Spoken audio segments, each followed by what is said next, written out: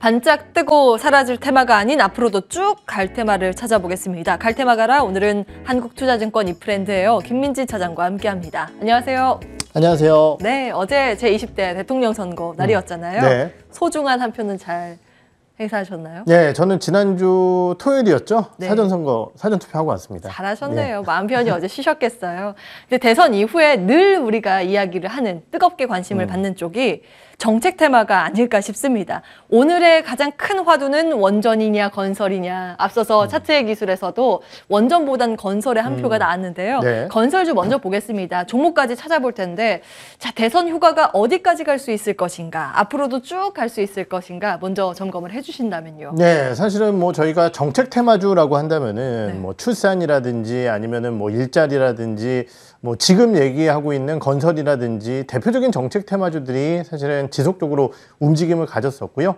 사실 이제 지난주에 또 갈테마 시간에 여러분들께 건자재 관련주들 좀 언급을 드리면서 쌍용 CN이 주셨잖아요. 그렇죠. 오늘 흐름 좋던데요. 전반적으로 이제 대선 관련주들 내에서도 사실은 정책 테마 쪽에서 건설주들에 대한 관심도 혹은 건자재 쪽에 대한 관심도 좀 언급을 드렸었는데요.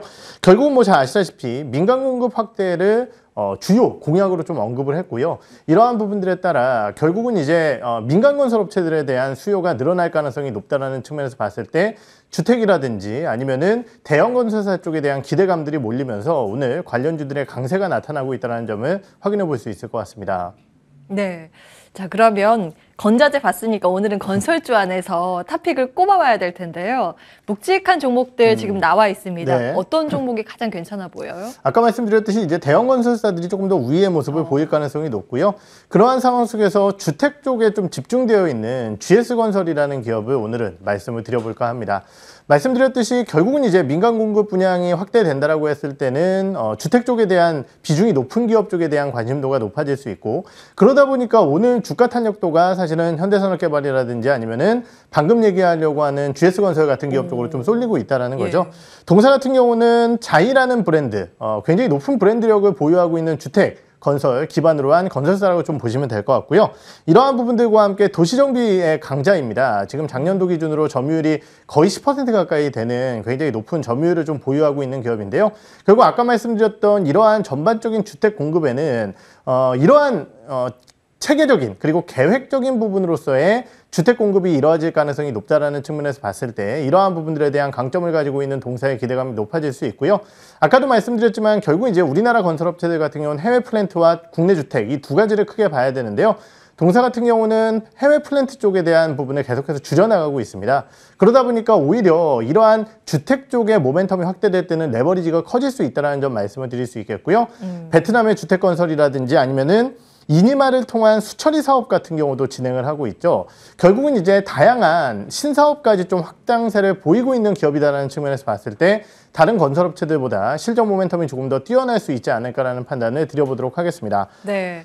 그런 이유에서인지 이미 근데 7% 이상 급등을 하고 있어서 가격이 문제예요. 어떤 수준에서 좀 매수를 하면 좋을까요? 예, 사실 저도 그 부분 때문에 굉장히 고민을 많이 했어요. GS건설 말고 이제 다른 기업들을 좀 언급을 드릴까 했다가도 아까 말씀드렸지만 결국은 주택 쪽에 포커스가 맞춰져 있는 기업이 더 가고 빠질 때는 좀 덜 빠지지 않을까 생각이 들었고요. 주가 차트 흐름을 보시면은 사실은 박스권 상단까지 거의 다 올라와 있는 상황입니다. 작년도 4월달 고점이 48,000원 수준이기 때문에 현재 주가 대비해서도 크게 위쪽으로 놓여져 있지 않다는 거죠. 그렇기 때문에 1차적으로는 박스권 상단에 대한 돌파 가능성 유효하다라고 판단을 하지만은 목표가 수준 자체가 바닥권에서 꽤 많이 올라와 있는 상황이기 때문에 주가 51,000원 선 현재 가격대 대비해서는 대략 한 10% 정도 위쪽에 있는 가격대일 것 같은데요. 그 정도의 목표 주가를 제시해 드려보도록 하고요. 손절가는 42,000원 선을 말씀을 드려보도록 하겠습니다. 네, 지금 딱 전 고점 이 박스권 상단에 다 있는데 여기 돌파가 되면 또 다른 시세를 기대해 볼 수 있겠네요. 그렇죠. 일단 1차 라인으로 51,000원 GS건설 잡아주셨습니다. 자, 두 번째 테마 열어보겠습니다. 김민진 차장이 주목하는 갈 테마. 네, 자율주행차 관련 기업입니다.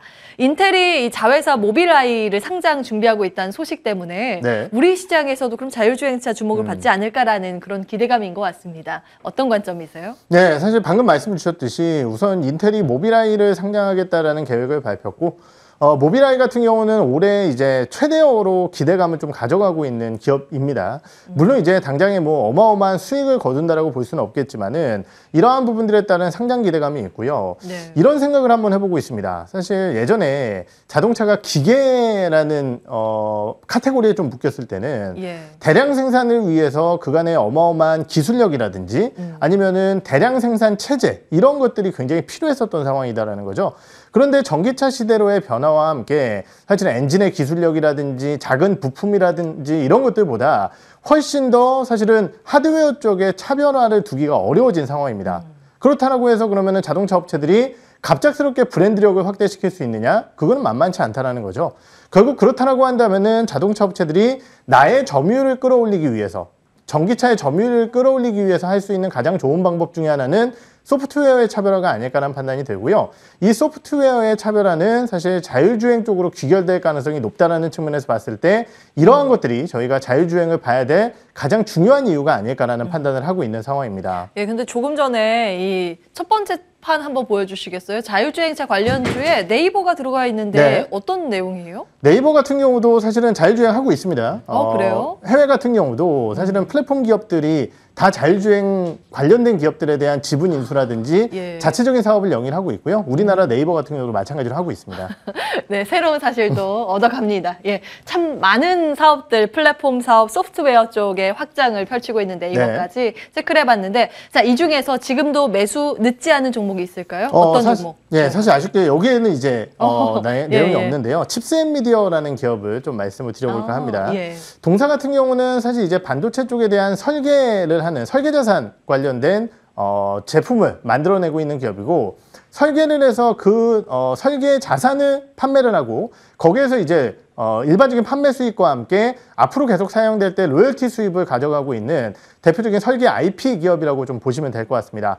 특히 이제 동사가 강점을 가지고 있는 쪽이 비디오 IP다 보니까 이러한 영상 쪽이라든지 차량용 이런 쪽에 대한 관심도가 좀 확대되고 있는 상황인데요.